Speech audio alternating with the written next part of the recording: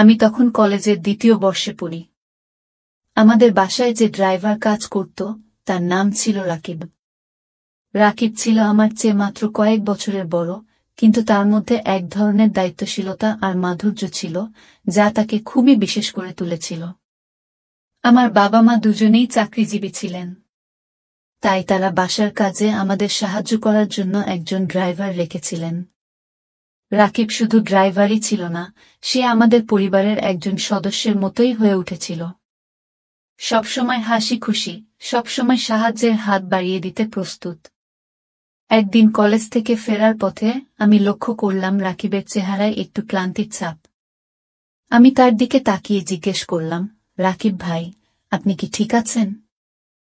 সে হেসে বলল, জি ম্যাডাম, সব ঠিক আছে, আপনি চিন্তা করবেন না। আমার মন তবুও সান্ত্বনা পাচ্ছিল না। আমি তাকে আরও কিছু প্রশ্ন করলাম এবং বুঝতে পারলাম যে তার শরীরটা ভালো যাচ্ছে না। আমি বাসায় ফিরে মা বাবাকে জানালাম, আর তারা রাকিবকে কিছুদিন ছুটি নিয়ে বিশ্রাম নিতে বলল। কিন্তু রাকিব কিছুতেই ছুটি নিতে রাজি হল না। তার এ দায়িত্ববোধ আমাকে অবাক করত। কয়েকদিন পর আমি আবার কলেজ থেকে ফিরছিলাম। সেই দিনটা ছিল বৃষ্টি ভেজা একটা দিন।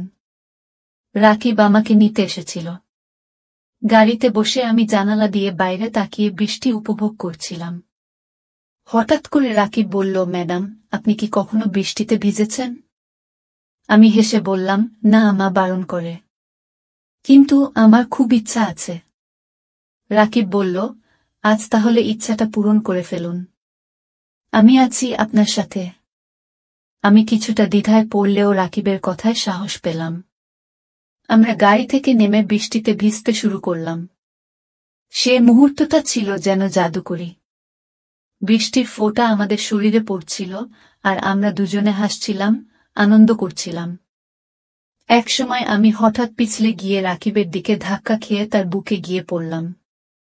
আমাদের চোখ দুটো একে অপরের সাথে মিলিত হল। রাকিব তার শক্ত হাত দিয়ে আমাকে ধরে রেখেছিল, আর আমার হৃদস্পন্দন বেড়ে যাচ্ছিল।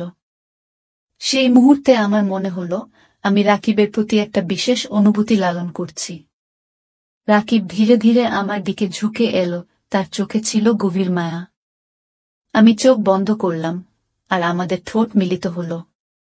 সেই চুমু ছিল নরম, কিন্তু আবেগে পরিপূর্ণ। আমাদের ভালোবাসার প্রথম স্পর্শ ছিল সেটাই। এরপর থেকে আমাদের সম্পর্কটা ধীরে ধীরে গভীর হতে লাগল। আমরা প্রায় একসাথে সময় কাটাতাম, গল্প করতাম। রাকিব আমাকে নিয়ে স্বপ্ন দেখত, আর আমি তার স্বপ্নের সাথী হয়ে উঠতাম। একদিন আমরা শহরের বাইরে একটা ছোট্ট গ্রামে বেড়াতে গিয়েছিলাম। সেখানে একটি সুন্দর নদীর তীরে আমরা বসেছিলাম। রাকিব আমার হাত ধরে বলল, ম্যাডাম, আপনি জানেন আমি আপনার জন্য কতটা অনুভব করি? আমি মাথা নাড়লাম। রাকিব আমার দিকে তাকিয়ে বলল, আপনার সাথে কাটানো প্রতিটি মুহূর্ত আমার জীবনের সবচেয়ে সুন্দর মুহূর্ত। আমি আপনাকে খুব ভালোবাসি। আমি রাকিবের কথায় মুগ্ধ হলাম। তার প্রতি আমার ভালোবাসাও ছিল নিখাদ। আমি তার গলায় হাত রেখে বললাম, আমিও তোমাকে খুব ভালোবাসি রাকিব। আমরা সেখানে বসে অনেকক্ষণ ধরে একে অপরকে জড়িয়ে ধরলাম। আমাদের মধ্যে এক ধরনের শান্তি আর ভালোবাসার অনুভূতি ছিল, যা কোনো শব্দ দিয়ে বর্ণনা করা যায় না। আমাদের ভালোবাসা ছিল নিঃস্বার্থ, ছিল গভীর।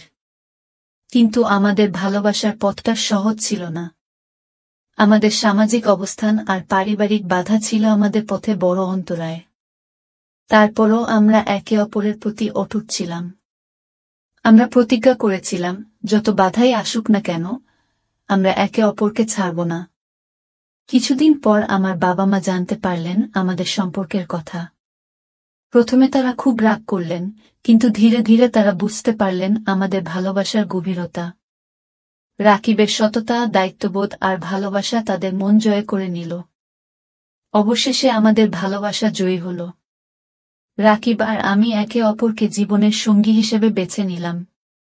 আমাদের জীবনের প্রতিটি দিন এখন ভালোবাসা আর আনন্দে ভরপুর।